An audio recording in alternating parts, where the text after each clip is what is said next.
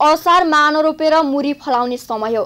समयमा रासायनिक मल उपलब्ध नभएपछि यस वर्ष धानको उत्पादनमा गिरावट आउने देखिन्छ। अहिलेको जनसङ्ख्यालाई धान्न झन्डै 63 लाख मेट्रिक टन धान आवश्यक पर्छ। असार 15 गते रोपाई दिवस मनाइन्छ। उक्त दिवस आउन 4 दिन मात्र बाँकी छ। तर अहिलेसम्म किसानले रासायनिक मल पाउन नसक्दा अहिले उनीहरूको चित्कार चुलिएको छ। समयमा रासायनिक मल उपलब्ध नभएपछि यस वर्ष धानको उत्पादनमा गिरावट आउने देखिन्छ। अहिलेको जनसङ्ख्यालाई धान्न झन्डै 63 लाख मेट्रिक टन धान आवश्यक पर्छ। नेपालमा धानको उत्पादन प्रति वर्ष वार्षिक 52 देखि 55 लाख मेट्रिक टन छ। किसानले रासायनिक मल सजिलैसँग पाउन नसकेको धेरै वर्ष भइसकेको छ। यो अहिलेको मात्र समस्या होइन, तर पनि राज्यका अधिकारीहरूले किसानको मर्का विगतका वर्षदेखि नै बुझ्दै आएको जिकिर गरे पनि पछिल्लो पटक कृषि तथा पशुपन्छी विकास मन्त्रालय, कृषि सामग्री केन्द्र र ठेकेदारको उदासीनताले गर्दा किसानले मल नपाएर पीडित बनेका हुन्। बाबुआमाले भोगेका र आफूले प्रत्यक्ष देखेका किसानका छोराछोरी समेत कृषि क्षेत्रबाट पलायन भई वैदेशिक रोजगारमा छन्। वैदेशिक रोजगार विभागको पछिल्लो तथ्याङ्क अनुसार झन्डै 50 लाख युवा विश्वका 85 देशमा छरिएर रहेका छन्। युवा वैदेशिक रोजगारमा भएकै कारण बुवाआमा सहर प्रवेश गर्न थालेकाले गाउँघरका खेतीयोग्य जमिन बाँझो छ। कृषि गणना 2068 अनुसार झन्डै 10 लाख हेक्टर खेतीयोग्य जमिन बाँझो छ। कतै यो विषयलाई जिम्मेवार निकायले प्राथमिकताका साथ पहल गर्न चुकिरहेको त होइन? एक रिपोर्ट। राज्यले कृषिको आधुनिकीकरण, व्यावसायिकरण र बजारीकरण मार्फत कृषिमा उत्पादन बढाउने र कृषिमा मुलुकलाई आत्मनिर्भर बनाउने विभिन्न योजना अघि सारे पनि समयमा मलखाद्य बिउ बिजन र सिँचाइको व्यवस्था नहुनाले कृषिमा युवाको आकर्षण घट्दै गएको छ। यस वर्ष समयमा नै वर्षा सुरु भएको छ। धान खेतीयोग्य जमिनमा आकाशे पानीको सुविधा पर्याप्त भए पनि मल छैन। समयमा मल पाउन नसकेकै कारण किसानले सरकारलाई आरोप लगाउने गरेको विभिन्न सञ्चार माध्यमबाट सुनिएको छ।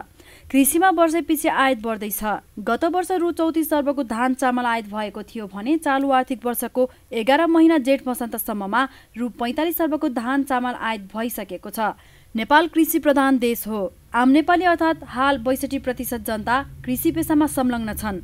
आजभन्दा ठिक 54 वर्ष पहिले अर्थात् विक्रम सम्वत 2025 मा 93% जनता कृषि पेसामा संलग्न थिए। 54 वर्षपछि कृषि पेसामा लाग्ने जनसङ्ख्या 31%ले घटेको छ। बाबुआमाले भोगेको र आफूले प्रत्यक्ष देखेका किसानका छोराछोरी समेत कृषि क्षेत्रबाट पलायन भई वैदेशिक रोजगारमा छन्। वैदेशिक रोजगार विभागको पछिल्लो तथ्याङ्क अनुसार झन्डै 50 लाख युवा विश्वका 85 देशमा छरिएर रहेका छन्। युवा वैदेशिक रोजगारमा भएकै कारण बाबुआमा सहर प्रवेश गर्न थालेकाले गाउँघरका खेतीयोग्य जमिन बाँझो छ। कृषि गणना 2068 अनुसार झन्डै 10 लाख हेक्टर खेतीयोग्य जमिन बाँझो छ। उन्नत कृषि सामग्री, मल, बिउ, कृषि रसायन र उपकरणको आयात र सर्वसुलभ बिक्री वितरणको जिम्मा पाएको कृषि सामग्री कम्पनी लिमिटेड स्थापना भएको 57 वर्ष पुगेको छ।